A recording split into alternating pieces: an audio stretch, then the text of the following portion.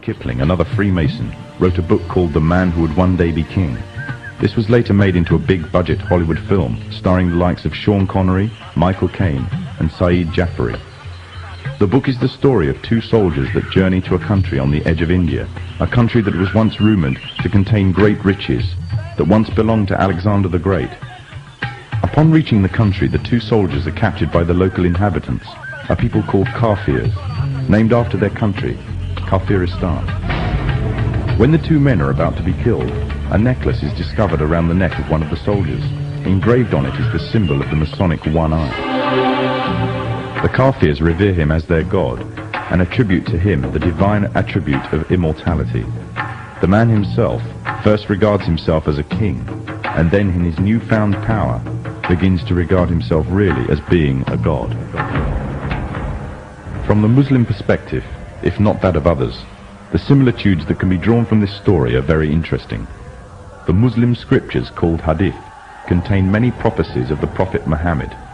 In these, it is prophesied that a man would arise from amidst the Kafirs, which means infidels in Islam, who would be recognized by his one eye and would be made a world leader, claiming first to be a king and then later to being God, and that he will seem immortal until an appointed time. In another film, the concept of global leader and global government is also strongly propagated. In 1996, the film Independence Day broke all box office records, becoming the 7th highest ranking film of all time. It entranced audiences around the world with a fictional story of an alien invasion on Earth. However, deep within the film's subliminal messages can be found, indicating the Freemasonic presence and the Freemasonic agenda. In the film, there is a military base known as Area 51. It is from here that the military offensive is launched, on which the salvation of the whole world and the future of its inhabitants depends. The entrance to this installation is a pyramid, on which is engraved the symbol of the one eye.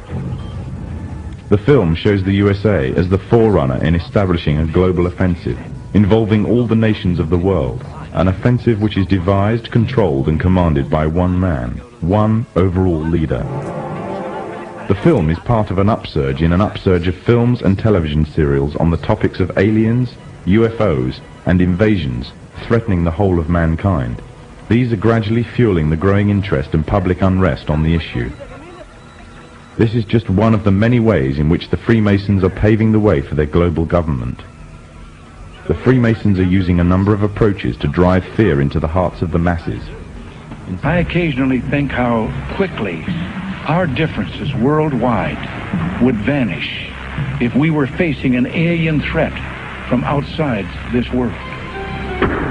And yet I ask you, is not an alien force already among us? Illuminati want my mind, soul, and my body. Secret society, trying to keep their eye on me. Ladies and gentlemen, the very word secrecy is repugnant in a free and open society.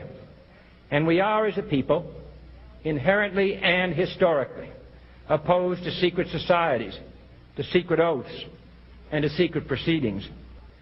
For we are opposed around the world by a monolithic and ruthless conspiracy that relies primarily on covert means for expanding its sphere of influence, on infiltration instead of invasion, on subversion instead of elections, on intimidation instead of free choice. It is a system which has conscripted vast human and material resources into the building of a tightly knit, highly efficient machine that combines military, diplomatic, intelligence, economic, scientific, and political operations. Its preparations are concealed, not published. Its mistakes are buried, not headlined. Its dissenters are silenced, not praised. No expenditure is questioned, no secret is revealed. That is why the Athenian lawmaker Solon decreed it a crime for any citizen to shrink from controversy. Power will mean a new world order, and we, the Marine Corps, will play a central role in its military affairs. We, the Marines, will lead the charge into a new world order with Metal Gear rank. That is all. Dismissed.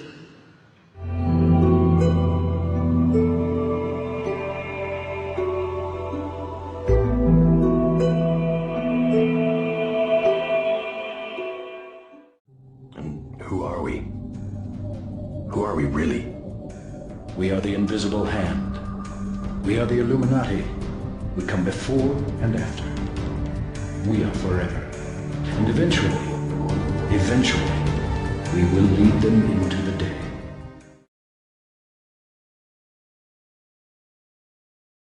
Do you see now why the Templars are a threat? So long as even one survives, so too does their desire to create a new world order.